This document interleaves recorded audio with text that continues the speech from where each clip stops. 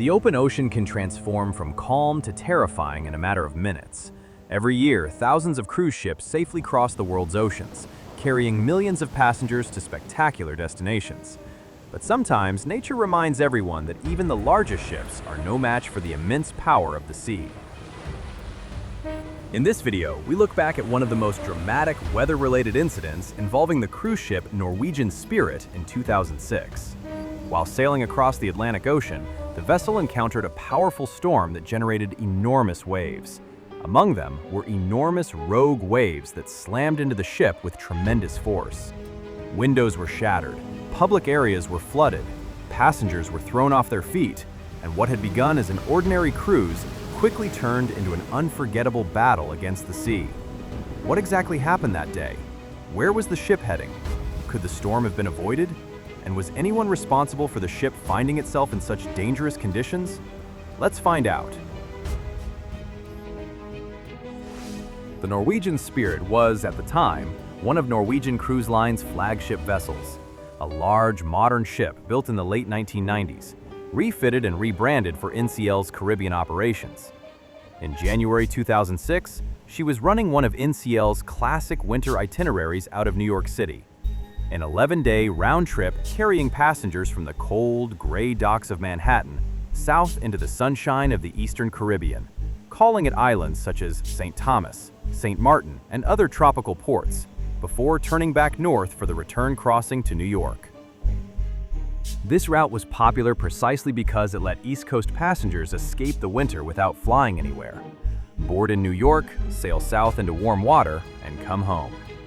But it also meant that twice on every cruise, once heading south and once heading north, the ship had to cross open stretches of the North Atlantic in the depths of winter, a season notorious among mariners for fast-forming, powerful storm systems. Regular cruisers on this itinerary already knew it could be a bumpy ride. What nobody expected was just how bad one particular crossing was about to get. The trouble began on the ship's return leg. The Spirit had departed New York on January 8th for its 11-day round trip, and by the time she was heading back north toward home in the middle of January, a powerful low-pressure system had developed over the North Atlantic. This is a familiar and treacherous pattern in winter. Cold air masses colliding with the relatively warm waters of the Gulf Stream can spin up intense storms very quickly, generating high winds and short, steep, chaotic wave patterns rather than the long, gentle swells sailors are used to. Passengers later described how the weather turned almost as soon as the ship left its last port of call. What started as choppy seas escalated over the following day into something much more serious. By the afternoon, the captain announced over the ship's intercom that the vessel was experiencing sustained winds of around 75 miles per hour and seas reported at somewhere between 27 and 42 feet.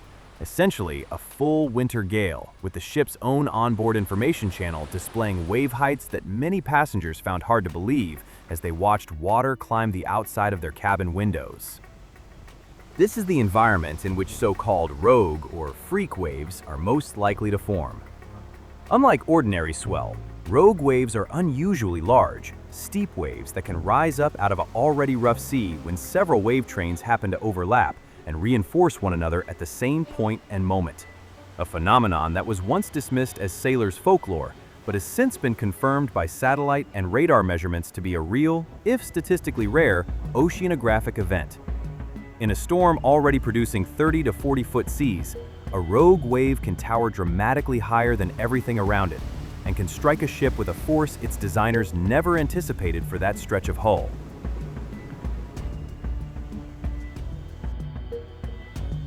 At approximately 4:45 in the afternoon, somewhere in the storm-battered waters believed to be off the coast of Tortola in the Eastern Caribbean/Atlantic approach, the Norwegian Spirit was struck.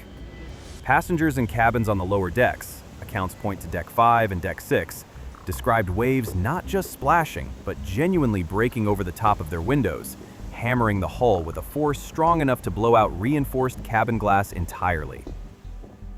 One passenger recalled returning to a cabin on Deck 5 in the late afternoon and finding the corridor full of wind, seawater, and ship's crew rushing to respond. the unmistakable sign that something had gone seriously wrong nearby. Roughly 10 cabins further aft, one window had been completely stove in by the sea. The ship's officers later confirmed that windows across several cabins had failed, along with damage to one of the ship's restaurants, the Garden Cafe, where seawater and debris caused significant disruption. Even up on Deck 11, in one of the ship's higher suites, the violent rolling of the vessel in the swell was enough to send furniture crashing. An entertainment center reportedly came loose from the wall, and belongings were thrown across the room, even that far above the waterline. In the middle of the chaos, a crew member was injured while attempting to fix one of the broken windows. As the crew worked to patch the opening, another wave struck the same section of hull, sending water sloshing back into the corridor and catching the crew member in the process. Early reports circulating among passengers and on cruise forums that evening also mentioned a passenger receiving treatment in the ship's medical center, underlining just how physically dangerous the situation had briefly become.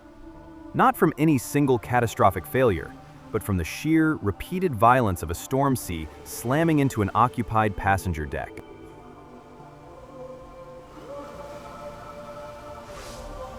So whose fault was it? This is where the story becomes less about human error and more about the unpredictable nature of the sea itself. The Norwegian Spirit was not doing anything unusual or reckless. She was running an established, regularly scheduled itinerary that thousands of passengers had sailed safely before and would sail safely again. Winter transatlantic and Caribbean approach crossings in January routinely encounter rough weather, and modern cruise ships are engineered, certified, and insured with exactly this kind of sea state in mind. What made this incident dangerous wasn't negligence, but timing and scale. A genuinely severe, fast-developing storm system combined with the statistical bad luck of a rogue wave forming at the worst possible moment, directly in the ship's path. Rogue waves remain notoriously difficult to forecast, even with modern satellite monitoring, because they can emerge suddenly from within an already chaotic sea state rather than announcing themselves in advance. The captain's decision to continue toward New York on the normal schedule after the storm passed, rather than diverting or delaying, reflected the crew's assessment that the ship remained fully seaworthy despite the damage, a call that proved correct since the Spirit reached port safely and on time. In that sense, this wasn't a story of human failure so much as a story about the limits of prediction.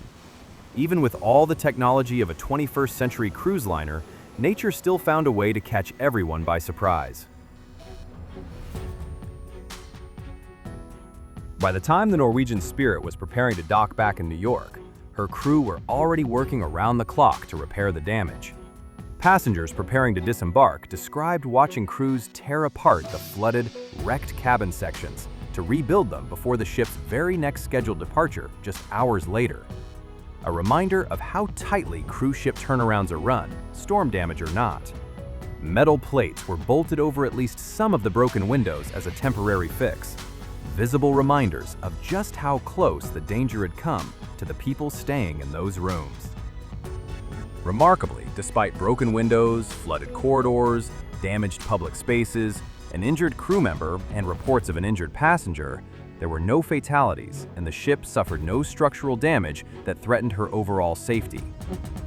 She resumed her regular Caribbean sailings almost immediately, much as the Norwegian Dawn had done less than a year earlier after her own, better-known brush with a rogue wave off the coast of Georgia.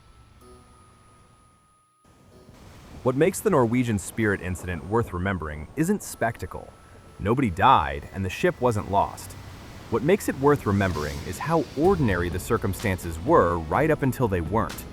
A standard, well-traveled winter itinerary, a normal seasonal storm, and then, in a matter of minutes, broken glass, flooded cabins, and a genuine scramble by crew and passengers alike.